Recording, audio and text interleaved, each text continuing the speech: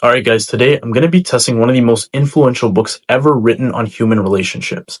It's been praised by some of the most successful people, from guys like Warren Buffett to somebody you've probably seen on YouTube like Alex Hormozy.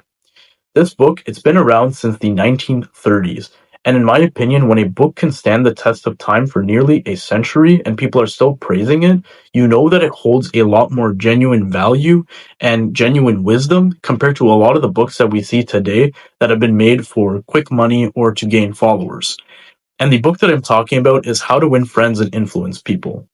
But this video, it's not going to be a book summary or a book report. There's tons of those on YouTube that you can find. Instead, what I'm going to be doing is I'm going to read through each principle in the book and applying at least one key idea into my daily life. Because my goal with this video is I want to show you how you can practically use the things that you are learning in books and in YouTube videos into your daily life instead of just consuming the content. And with a book like this, it's not just about making friends or dating. This is useful for anybody, whether you are an athlete, whether you are a business owner, or even a construction worker, because you are constantly selling yourself, your ideas, and your reputation to other people. And if you can master social skills, you are far ahead of everybody else. All right, so the first part of this book is about techniques in handling people. And the first principle that he goes over is don't criticize, condemn, or complain. I was reading this chapter before a basketball game, like sitting in my car, and literally during the game, I was able to apply this principle. So what happened was the ref called a foul on me, and it definitely wasn't a foul. And so normally, I'd probably crash out or argue it like right away. But instead, I actually had this thought of this chapter in my head and also what a coach once told me. And so when things kind of calmed down a little bit, like after the free throws, I walked up to the ref and like politely asked the guy, like, hey, what did I do wrong? And like, next time, how can I avoid it? And surprisingly, instead of like acting defensive and like, or telling me like what I did wrong, he actually just told me it was a bad call and that he ended up giving me like more benefit of the doubt on the next play that happened, because the next play I actually did commit a foul, but he didn't call it. Right? All right. So at the beginning of the week, I read like a good chunk of the book and I've just been applying a lot of this stuff through these last few days. And so the last principle that I left off on was give honest and sincere appreciation. So for this one, I focused really on giving appreciation to wherever I could that was actually genuine. I stress genuine here because it's very easy to tell when somebody's just gassing you up to like suck up to you or like just win your approval. And so what I did here, like one way that I implemented it is like wherever I went, wherever I saw somebody intentionally put effort, I tried to appreciate that. And so at the gym is one of the first places I did it at, because we have this one guy at the reception.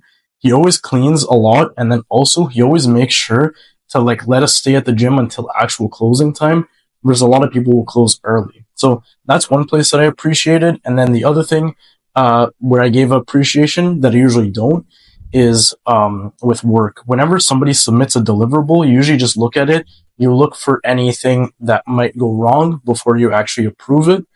And what I tried to do this time is, I looked for things that were wrong, but I also tried to look where the person put attention to detail, because that really matters in the work that we have. And where they did, I actually tried to just put a comment that like, good thing you checked for this, or like some sort of appreciation there. And that way, like everybody in the team will just want to continue doing that stuff because they're getting appreciated for it, which just leads to a better like end result. And, if you give other people appreciation, they'll probably give it back to you, which in general just makes the whole team like work much better. So you're not supposed to like actually get anything in return here, or like you're not supposed to expect anything in return.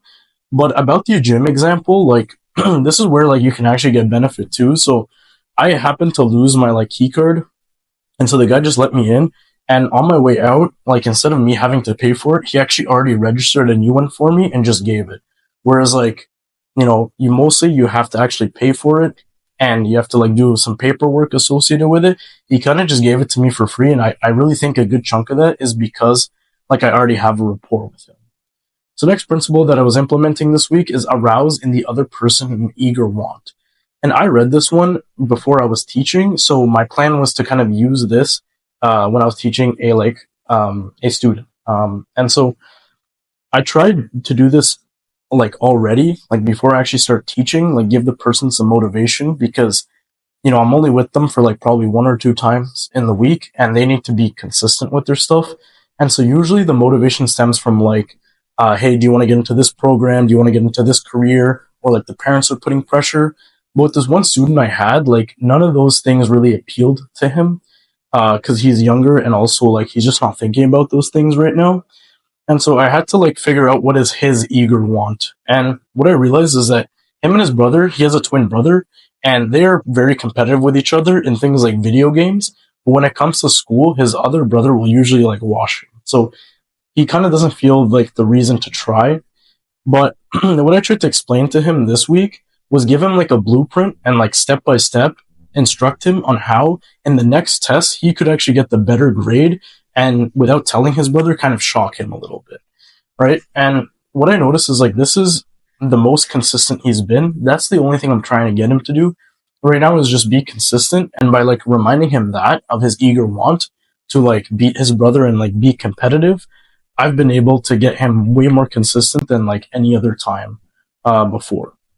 So part two of the book relates to 6 ways to make people like you. And I read this first principle at the beginning of the week and I've implemented it throughout. And this one is become genuinely interested in other people. This one might be my favorite one. And when I read this book 7 years ago, it's the one I remember the most. Um, I think this is best applied when you're actually first meeting somebody. And, he mentions that, when you're first meeting somebody, you don't need to be always impressing that other person and like talking about yourself, but instead having a bigger impact on the conversation can be done by just being more interested in the other person. And that can actually bring you more value out of the conversation, right? Because then they're telling you about their strengths and passion, which, might actually overlap with yours. And then what happens is like the convo will lead to both parties actually being interested because each person has like their something they want out of the conversation. So I try to implement this as much as I can, like when I meet new people. And one of the places that I do this quite often is at the gym. So like, after you finish telling somebody, like getting a spot from somebody, like in the bench press, you usually have like a mini conversation. And so what I did with this new guy that I met is like we talked about like his interests mostly, right? What actually happened here is I realized that we had a lot of common interests, but one of them was like we both enjoyed comedy, right? And when I asked him about his weekend and when we dug deeper in that, I figured out that he was actually performing at a comedy show. And he actually told me he usually doesn't tell people this, but because we already had that like talk about comedy, that he actually invited me to go see it. And if I do end up making it, because it is a weekend, I'm not sure if I can, it would be a pretty cool experience for me that I really was only able to get off of the first conversation because I showed genuine interest to the other person. Alright, so as you can probably tell by the last clip, I had like a sore throat and a cough this week, so I did a lot more reading rather than applying.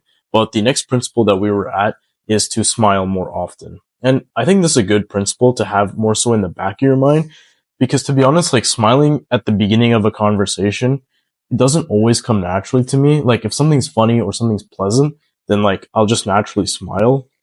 But I think it's more so something you don't actually apply because if something's more uncomfortable for you and it doesn't come naturally in a conversation, like what you're going to be doing is you're going to be overthinking and like the conversation is going to sound like you're kind of practicing or like you're studying for something.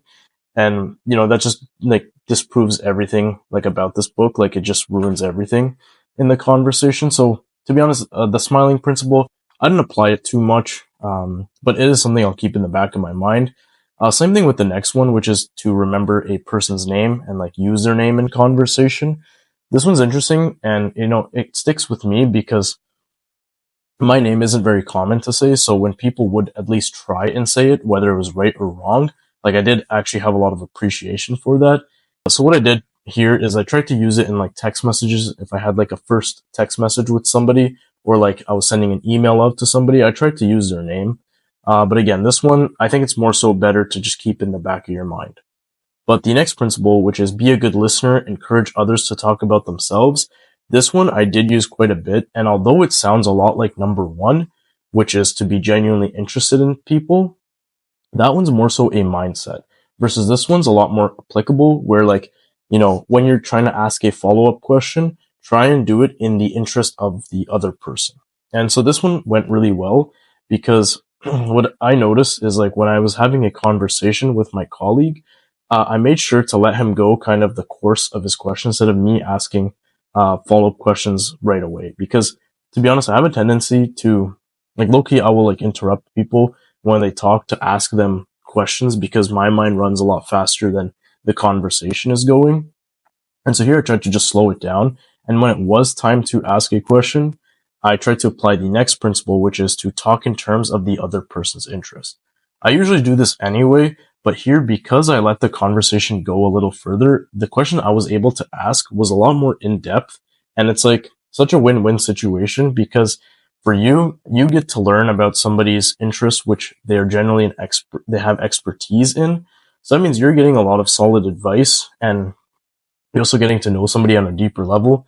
But also, what's nice for them is that the conversation feels a lot more meaningful because they get to talk about something that they've been wanting to talk about. Right? The next principle that I read today is make the other person feel important and do it sincerely. So I've basically already applied this principle in the giving honest and sincere appreciation part of the video.